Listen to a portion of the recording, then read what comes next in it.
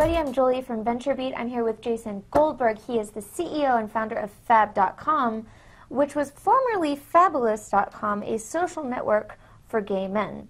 And somewhere along the line, Jason and co. decided that the Fabulous idea wasn't working out. Wasn't so fabulous. Well, I thought it was. I thought it was great. It was wonderful, but economically, perhaps, it wasn't working out the way you wanted it to. So they scrapped everything, and they did the dance. They did the pivot. And I know you guys hate that buzzword. I hate that buzzword. I hate reading it. I hate saying it. I wouldn't even say we did a pivot, actually. I would say we just threw it all away and started over. Okay. It was a restart. It was yeah, it was. Complete restart. Okay. So how, with Fabulous, did you know that it was time to let it go? You know, I'd say, there were a few things. One is I advise a number of startups on kind of, a lot of young entrepreneurs and kind of first-time CEOs on one of the things that I tell them is if you can't gain traction in a year's time, it's time to move on and do something else. Because these days you can really see amongst consumer adoption, either it develops and that flywheel gets going. It happens pretty quickly, and you can't just iterate and iterate your way towards getting there. Either you are able to find it or you're not. And I like to say that there's lots of interesting problems out there worth solving. And so if you can't gain traction in a year's time, it's time to come up with something new to work on. And we basically ate our own medicine on that and said we had spent a year building what a lot of folks had said was really great design, really great product, great functionality, but we just didn't get the user demand that we really wanted. And so we had on Fabulous we had 100,000 plus users, 30,000 of which were pretty active on the site. And we wanted to be, after a year's time, 500,000, 1 million plus. We had some big ambitions, and we just couldn't get we didn't see the traction. We couldn't get the numbers to add up to this being a decent sized, interesting business. And so for us, it wasn't a case of do you pivot or not. For us, it was we had to do something else. And I know a lot of founders would have been pretty satisfied with those numbers. But did you just wake up on the anniversary and say, screw it, we're throwing it all away?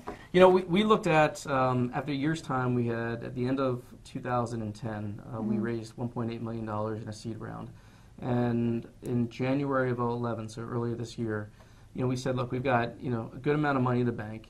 I had bought the domain name Fab.com, and so we were changing the name of the company from Fabulous to Fab, and so a 3-letter domain name, a nice asset to have as well. Hot. And we said, do we really believe that what we are doing could deliver a 10x, 20x return to our investors, a venture capital type investment? And I just couldn't get the math to add up. And so for us, it was pretty much a no-brainer to say we've got to do something different. Now the process of going, we need to do something different to actually scrapping the business was about a 3-week process, believe it or not, where we evaluated 4 different options for the business. One was keep doing something in the gay space, just a little more focused. The second was to do multiple different verticals. The third is completely different, I want to mention that today. And the fourth was the one we landed on, which is when I advise anybody thinking of a pivot or a restart, was we literally did this internal exercise where we said, if we could do anything that would capture the talents of our team to the fullest, what would we do? And the way we got to the new Fab.com, which is all about design, is my co-founder, Bradford Shellhammer, his background is in design. He came from Design Within Reach and Blue Dot and writes for Dwell Magazine. And my passion is for designing great user experiences. We say that we're both product guys. I'm a virtual product guy and he's a physical product guy. And we said, well, how do we take us both as kind of product managers of the virtual product and the physical product and bring that together? And it was like, duh, of course, we should build something, a site that's all about design. So you played to your strengths as a team in a way that was going to create, hopefully, a lot of profit for your investors. Well, that's that's a good formula, I think. We said that we've got to find something that takes the things that we had to find something we could be the best at. And the starting point for that was, let's take something that we feel like we are most passionate about.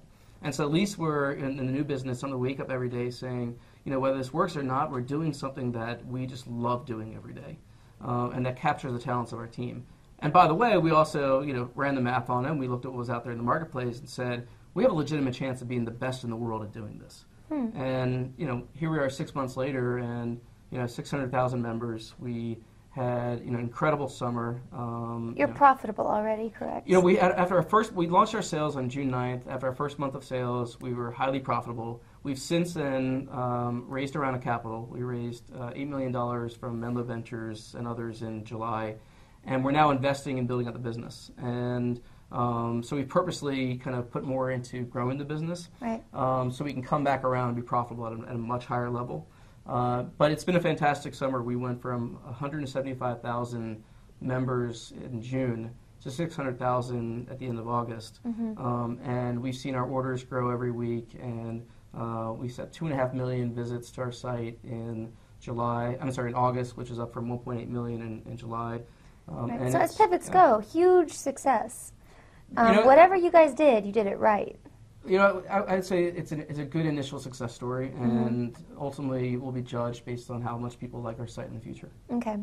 Now, we were talking earlier about how you have, the pivot has become a buzzword because... I hate the word because we didn't scrap it all. We kind of did. We threw out tens of thousands of line of code. There wasn't a single line of code from the old site that went to the new site. That's crazy. And we turned it all off on that day, too. That was the other key thing that we did, was when we decided to change the business, we literally shut off the website the next day, and we said anyone who was not working on the new thing was working on a distraction. And so we basically forced everyone in the whole company to be focused on the new business. How many employees did you have?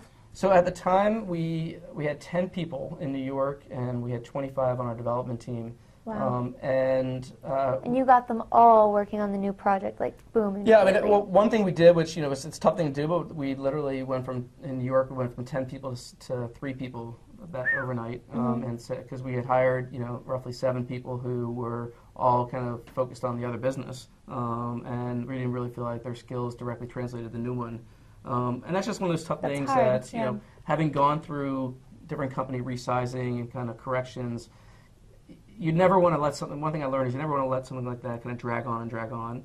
You want it to basically just cut it and go, and by doing that and by literally turning off the old website, we made sure that not a single person in our organization was focused on the old stuff. Everyone was focused on the new thing.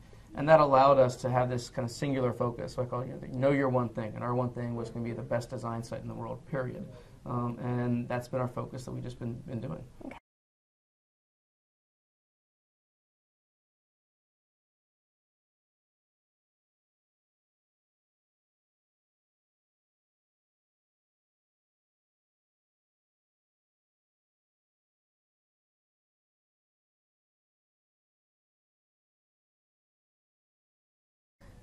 Don't fool yourself into thinking that you can iterate your way to a business model. That you can iterate new product features that you say, all right, maybe if we do this or add this, it'll help us get some more user adoption or help get the flywheel going. But if after a while of iterating, there's only so much you can do to kind of say, well, add this bell and whistle, and suddenly people are going to love it. I think the difference between that and pivoting towards a business model where you actually look very introspective on the business and say, all right, this is how we make money today, but this is how we're going to make money tomorrow, which is a totally different business model. And here's how we're going to move towards it and why we're going to move towards it. That's a very different thing. And so I'm a big believer in iterating during the course of a period of time to see if you can gain traction on the product. But then a pivot has to be really kind of a big leap. And once you make that pivot, you also got to give yourself a finite amount of time to say, all right, we made this pivot, and I'd say the biggest mistake that people make is they tell themselves they're pivoting when actually really they held on to 90% of what they're doing before, and they're just doing kind of 10% new on the margin. If you're going to do a pivot, jump all in, all right, and say we are committed to doing this one thing, and this is the only thing we're going to do. No hedging your own bets. I don't think businesses are about hedging bets when you're a startup. A startup is about focus entirely and get that one thing right. Okay, there you go. You heard it first here. Do one thing, do it well, focus your energies on it, and give yourself a time limit. And if it's not working, wrap it up. We'll have more news from Fab.com next week. We're going to talk about all the secret stuff now, and I'll tell you guys about it later. Take care, and we will talk to you more soon.